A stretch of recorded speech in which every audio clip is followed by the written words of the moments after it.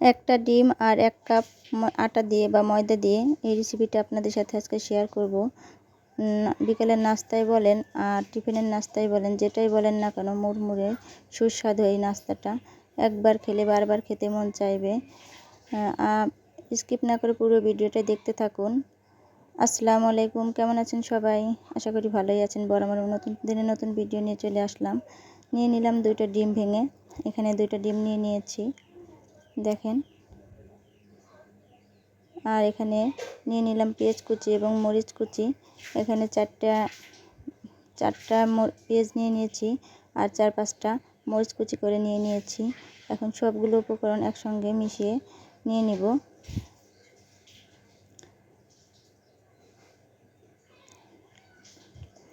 তারপরে দিয়ে দিচ্ছি এখানে কয়টা পুঁই শাকের পাতা। আপনারা চাইলে পুঁই শাকের পাতাটি পুঁই শাকের পাতা দিয়ে পুঁই শাকটি অন্য কিছু দিতে পারেন, ধনিয়া পাতা বা অন্য কোনো কিছু দিতে পারেন। আমার কাছে ভালো লেগেছে এই পুঁই শাক দিয়ে রেসিপিটা বানাতে, তাই আমি আমার পুঁই শাক দিয়ে সঙ্গে নিয়ে নিচ্ছি একটু স্বাদ মতো চিনিটা দিলে পারফেক্ট একটা স্বাদ আসবে, সেটা দিয়ে দিচ্ছি।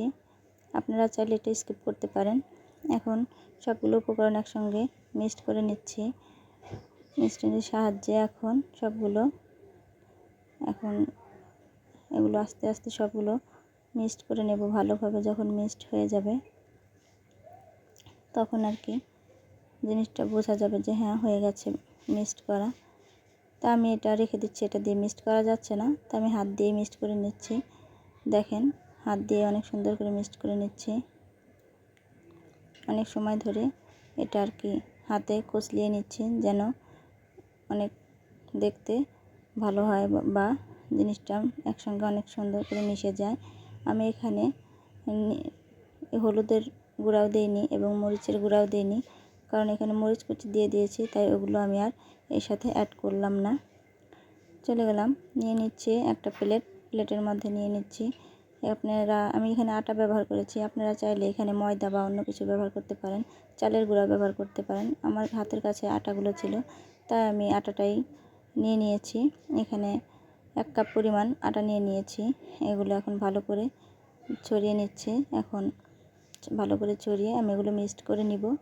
আপনারা দেখেন, এগুলো এখন এই যে ডিম দিয়ে সবগুলো উপকরণ এখন দিয়ে এর সাথে আমি এখন মিক্সড করে নিব।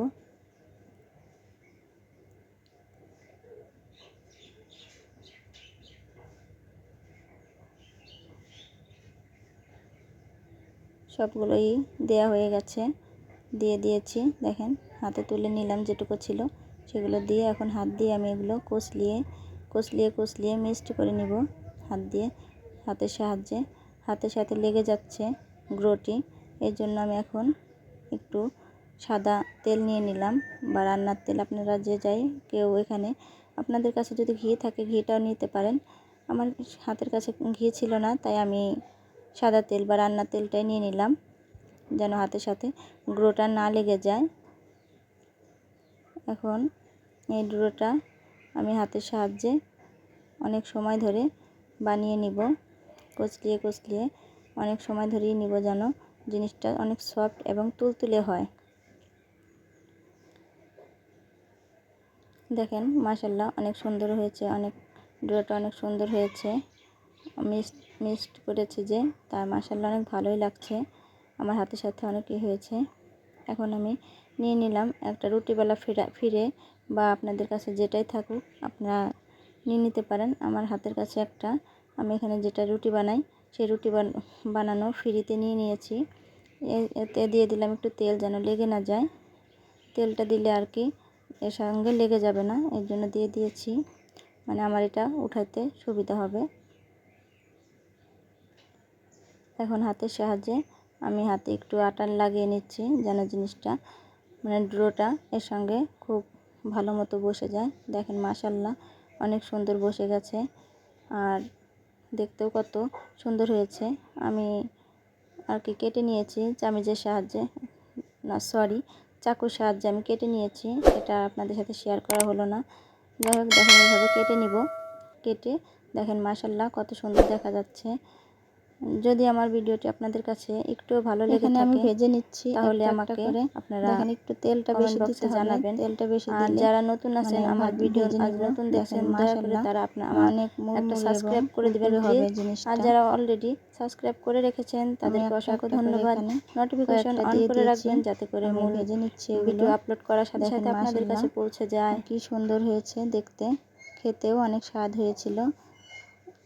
এভাবে যদি আপনারা চান বিকেলের নাস্তা বা বন্ধুবান্ধব যেই আসুক না কেন 10 মিনিটের মধ্যে বসিয়ে রেখে আপনি নাস্তাটা তাদেরকে দিতে পারবেন।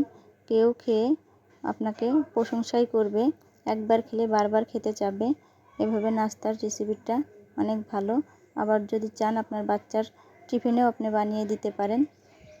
বাচ্চারা এভাবে বানালে আসলে অনেকটাই মজা করে খেতে চায় বা মজা করে খায়।